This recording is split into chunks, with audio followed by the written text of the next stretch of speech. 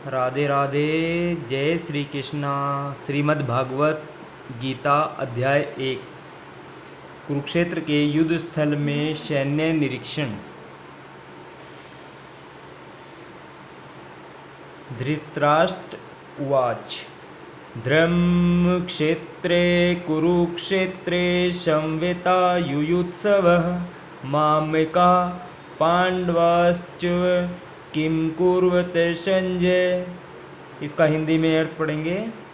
धृतराष्ट्र ने कहा, हे संजय, धर्मभूमि कुरुक्षेत्र में युद्ध की इच्छा से एकत्र हुए मेरे तथा पांडवों के पुत्रों ने क्या किया। तात्पर्य: भगवत गीता एक बहुपठित आस्तिक विज्ञान है जो गीता महात्म्य में सार रूप में दिया हुआ है। इसमें यह उल्लेख है कि मनुष्य को चाहिए कि वह श्री कृष्ण के भक्त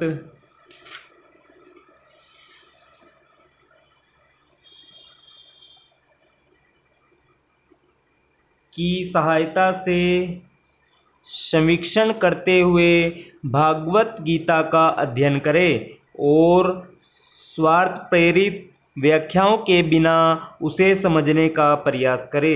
अर्जुन ने जिस प्रकार से साक्षात भगवान कृष्ण से गीता सुनी और उसका उपदेश ग्रहण किया, इस प्रकार की स्पष्ट अनुभूति का उदाहरण भगवत गीता में ही है। यदि उसी गुरु परंपरा से निजी स्वार्थ से प्रेरित हुए बिना किसी को भागवत गीता समझने का सौभाग्य प्राप्त हो तो वह समस्त वैदिक ज्ञान तथा विश्व के समस्त शास्त्रों के अध्ययन को पीछे छोड़ देता है।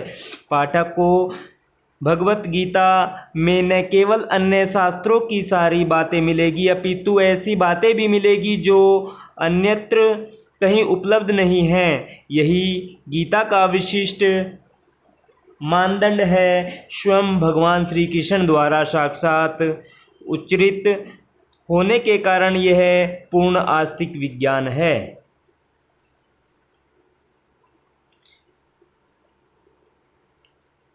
महाभारत में वर्णित धृतराष्ट्र तथा संजय की वार्ताएं इस महान दर्शन के मूल सिद्धांत का कार्य करती है। माना जाता है कि इस दर्शन की प्रस्तुति कुरुक्षेत्र के युद्ध स्थल में हुई, जो वैदिक युग से पवित्र तीर्थ स्थल रहा है। इसका प्रवचन भगवान द्वारा मानव जाति के पथ प्रदर्शन हेतु तब किया गया जब वे इस लोक में स्वयं उपस्थित थे। धर्मक्षेत्र शब्द सार्थक है क्योंकि कुरुक्षेत्र के युद्ध स्थल में अर्जुन के पक्ष में श्री भगवान स्वयं उपस्थित थे। कौरवों का पिता धृतराष्ट्र अपने पुत्रों की विजय की संभावना के विषय में अत्यधिक संदिग्ध था। अतः इसी संदेह के कारण उसने अपने सचिव से पूछा। उन्होंने क्या किया? वह आश्वस्त था कि उसके पुत्र तथा उसके छोटे भाई पांडु के पुत्र कुरुक्षेत्र की युद्ध भूमि में निर्णयात्मक संग्राम के लिए एकत्र हुए हैं। फिर भी उसकी जिज्ञासा सार्थक है। वह नहीं चाहता था कि भाइयों में कोई समझौता हो। अतः वह युद्ध भूमि में अपने पुत्रों की नियति भाग्य भावी के विषय में आश्वस्त होना चाह रहा था। चूंकि इस युद्ध को कुरुक्षेत्र में लड़ा जाना था, जिसका उल्लेख वेदों में स्वर्ग के निवासियों के लिए भी तीर्थस्थल के रूप में हुआ है, अतः धृतराष्ट्र अत्यंत भयभीत था कि इस पवित्र स्थल का युद्ध के परिणाम पर न जाने कैसा प्रभाव पड़े।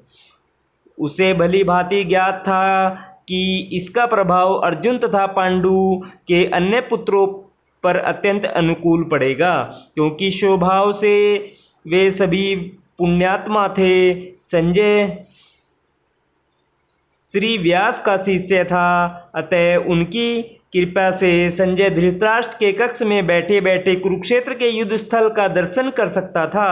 इसलिए धृतराष्ट्र ने उससे युद्ध स्थल की स्थिति के विषय में पूछा।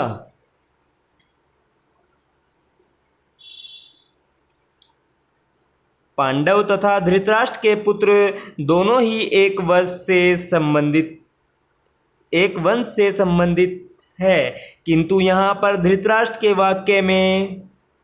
वाक्य से उसके मनोभाव प्रकट होते हैं। उसने जानबूझकर अपने पुत्रों को कुरु कहा और पांडु के पुत्रों को वंश के उत्तराधिकारी से विलग कर दिया।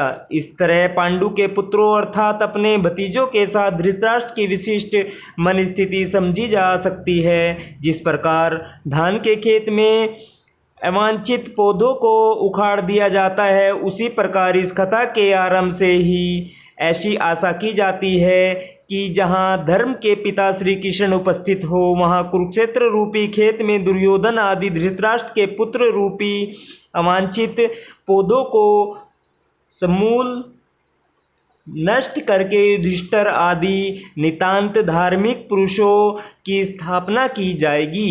यहाँ धर्म क्षेत्र तथा कुरुक्षेत्र शब्दों की उनकी ऐतिहासिक तथा वैदिक महत्ता के अतिरिक्त यही सार्थकता है।